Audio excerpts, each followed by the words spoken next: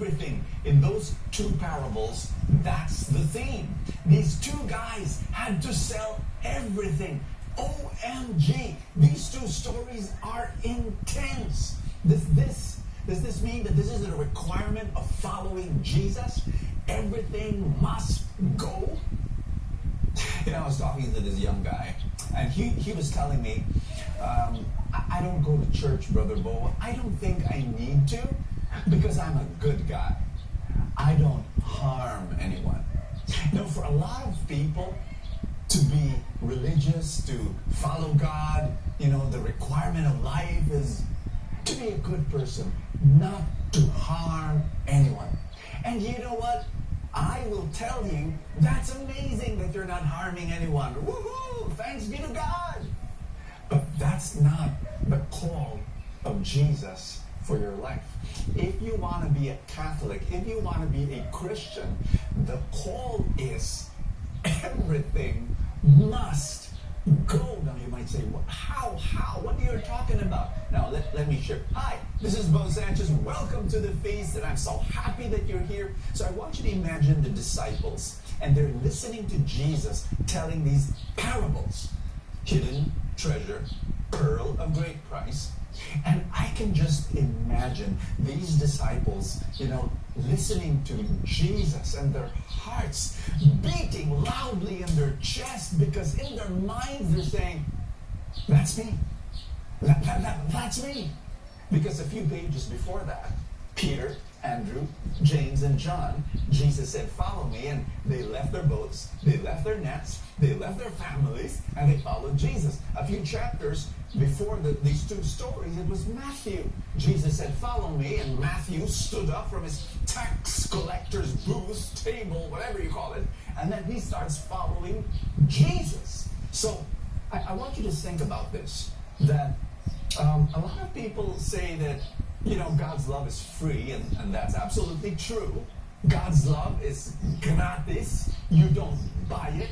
You don't earn it. It's given for free, and that is true. But the moment you receive it, it costs everything.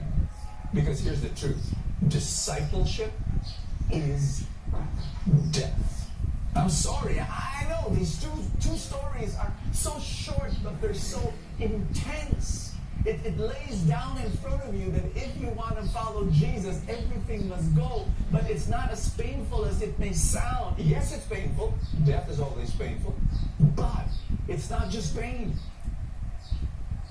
It's not just pain. Let me introduce you to the concept of happy sacrifice. If you notice the two stories, the two guys, Richie, we nicknamed him Richie, the hidden treasure, and then the pearl of great price, Mackie. Both Richie and Mackie, which are names that we have invented, just to make them real. They were happy. They were happy selling everything and giving up everything.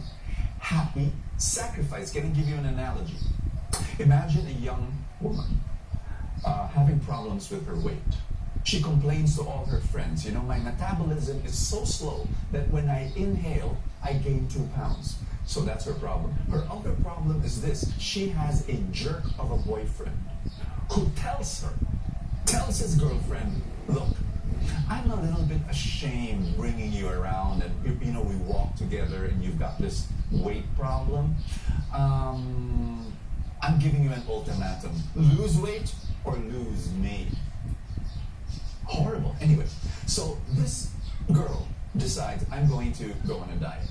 And in her mind, she is weighing two values, pun intended, weighing two values, okay? On one scale is a slice of beautiful, moist chocolate cake, and her favorite cake. And then on the other scale is her jerk of a boyfriend. So, and then she just wakes up and she realizes he's not worth it. She gives up the diet and she gives up the boyfriend and she eats the cake. 1 year later, in my story, a new suitor comes along, and this suitor tells her, I love you, and I don't care what shape or size your body is, I just love you. But this is what I do want. I want you to be healthy because I want to grow old with you. And so immediately this young woman realizes, OMG, this guy's a keeper. And so she decides to go on another diet. And so again, the weighing scale in her mind is this. First scale is still the chocolate cake, moist and wonderful and delicious. The other scale is her future, is her possible potential future, happy future with this interesting guy that wants to grow old with her.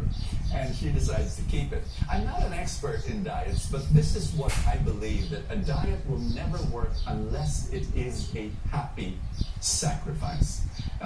And I believe that a beautiful life consists of many happy sacrifices, especially in the spiritual life. When you start, this is what I've done. I tried to recall the different times in my life where I had to give up something, where I had to say, everything must go for the sake of Jesus. In the past 40 years of my walk with God, I've noticed it is so true. Our spiritual life is a series of letting go. It's a journey of giving up something for something far more valuable. It is true that at different times of your life, when the disciples gave up everything for Jesus, and if somebody asks them why, they will say, I found something more valuable. So, looking back at my life, 13 years old, very young in my spiritual journey, I felt God was asking me to give up TV. And you can just imagine how difficult that was as a 13-year-old kid. I was worshiping that electronic box.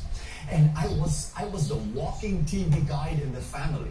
For all young people, you don't know what a TV guide is. It was a little notebook, and you had all the schedules of all the TV shows and all the days and all the times and all the channels. And so all my sister has to do is ask, Bo, what's showing at 7:30 Channel 9 Friday? And instantly, without batting an eyelash, I would say Little House on the Prairie, starring Michael Landon and Melissa Gilbert. You have no idea what that is. But there. But then I said, as a 13-year-old kid, I really felt God was saying, can you give this up for me? And I said, yeah, it's going to be difficult, but I will.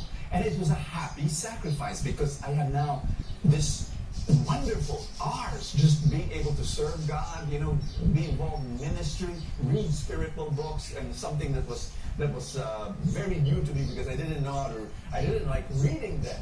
But then little by little, this was this happy exchange. And then when I was in my 20s, actually I was exactly when I was 20 years old, I felt God was asking me to give up my girlfriend. And again, difficult, but I did. We both did. We broke up. And we started, I thought it was just for a while. But then for 10 years, I did not have a girlfriend. And God did the most amazing things in my life. When I was 30 years old, God was asking me to give up my poverty mindset.